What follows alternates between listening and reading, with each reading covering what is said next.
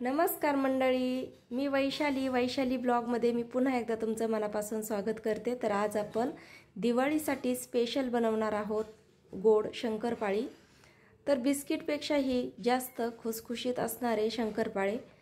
तर आपल्याला कुठल्याही एकाच वाटीच्या मापाने सर्व साहित्य मोजून घ्यायचे। तर एक बाउल घेतलाय, त्यामध्ये 1 वाटी साखर घालायची आणि 1 वाटी पाणी घालायचं। तर आपल्याला या साखरेचा पाक बनवायचा नाही, तर आपण फक्त साखर विरघळून घेणार आहोत। तर या साखरेला आपल्याला सारखं ढवळत राहायचे, जेणेकरून ही साखर लवकर विरघळेल। तर बघू शकता यातली साखर सर्व वितळली आणि आता आपण याला थंड करण्यासाठी ठेवूया। तर आपल्याला इथे मैदा चाळायच्या चाळणीने मैदा चाळून घ्यायचा आहे। तर 6 वाटी मैदा चाळून घेते। तुम्ही एवढे सोपे शंकरपाळे कधीही पाहिले नसतील किंवा बनवले नसतील, तुम्ही नक्की ट्राय करून पहा। व्हिडिओ आवडल्यास लाईक, शेअर आणि चॅनलला नवीन असाल तर सबस्क्राइब करा। तर इथे 6 वाटी मैदा चाळून झालाय। आता यामध्ये आपल्याला थोडंसं मीठ घालायचं। गोडाचा पदार्थ असला की त्यामध्ये थोडंसं आवर्जून मीठ घालायचं, यामुळे गोड पदार्थाला खूप छान चव येते। चांगलं याला मिक्स करून घेऊ। तर अर्धा चमचा वेलची पावडर घालू। तुम्हाला जर आवडत नसेल तर स्किप केली तरीही चालेल, पण वेलची पावडरचे एकदा करून पहा, खूप छान होतात।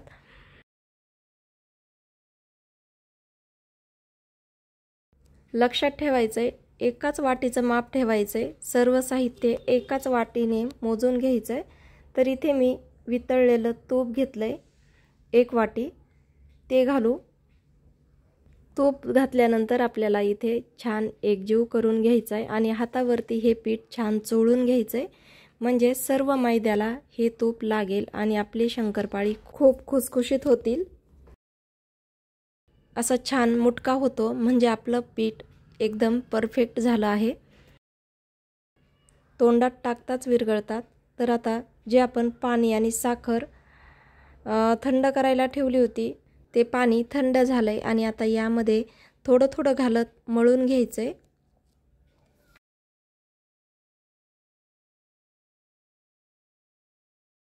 आपण चपातीला पीठ मळतो तशा पद्धतीने मळायचं नाही, तर आपल्याला अलगद हलक्या हाताने मळून घ्यायचंय।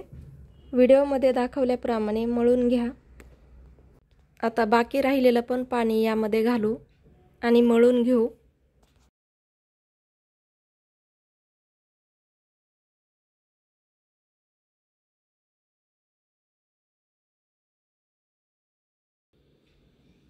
आता तुम्हाला वाटत असेल की चिरा पडतात, हे पीठ बिघडलंय की काय, पण असं काहीच नाही।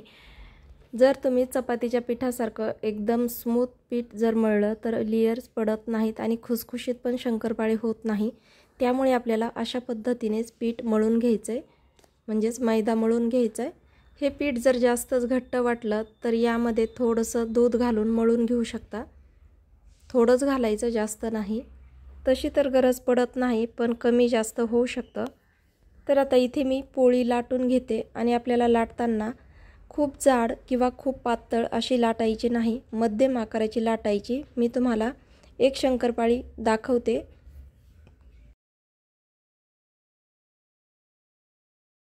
तर आता एकसारखी शंकरपाळी येण्यासाठी आपल्याला या कडा कट करून घ्यायच्यात। तर शंकरपाळी तुम्हाला कशा आवडतात, लहान मोठे, त्यानुसार आपण कट करून घ्यायचे।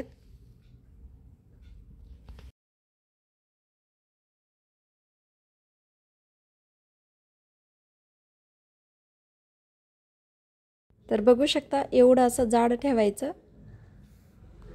तर आपल्याला गॅसवरती तेल गरम करत ठेवायचे आणि त्यामध्ये तेल गरम झाल्यावर थोडंसं पीठ टाकून पाहायचं। टाकल्याबरोबर वरती आलं की समजायचं आपलं तेल गरम झालंय। गॅस मीडियम ठेवायचा आणि हे शंकरपाळी सोडून घ्यायचे। तर आपल्याला शंकरपाळे तळत असताना खूप गरम तेल करायचं नाही, म्हणजेच कडकडीत गरम तेल करायचं नाही। जर कडकडीत गरम तेल झालं तर आपले शंकरपाळे वरतून काळे होतात आणि आतून कच्चे राहतात आणि खूप कमी गॅस केला तर शंकरपाळे विरघळू शकतात। म्हणून आपल्याला मीडियम गॅसवरतीच हे शंकरपाळे तळून घ्यायचे। तेलामध्ये टाकल्याबरोबर आपल्याला लगेच पलटायचे नाही, तळत आले की आपोआप ते वरती येतात, तेव्हा आपल्याला या शंकरपाळीला थोडं ढवळून घ्यायचं आहे.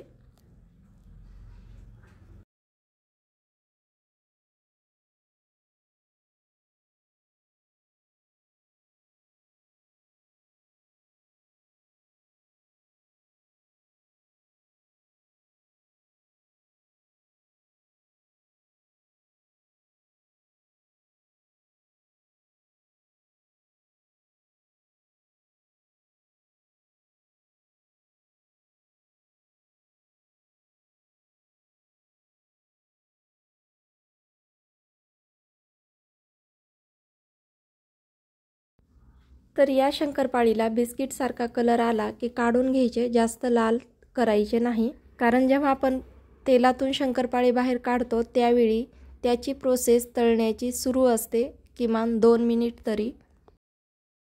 आता व्हिडिओमध्ये दाखवल्याप्रमाणे कलर आला की काढून घ्यायचे. याच पद्धतीने सर्व शंकरपाळी मी तळून घेते.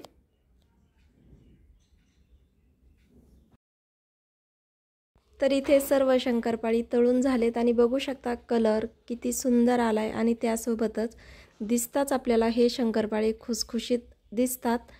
मग खायला तर खुसखुशीत असणारच ना.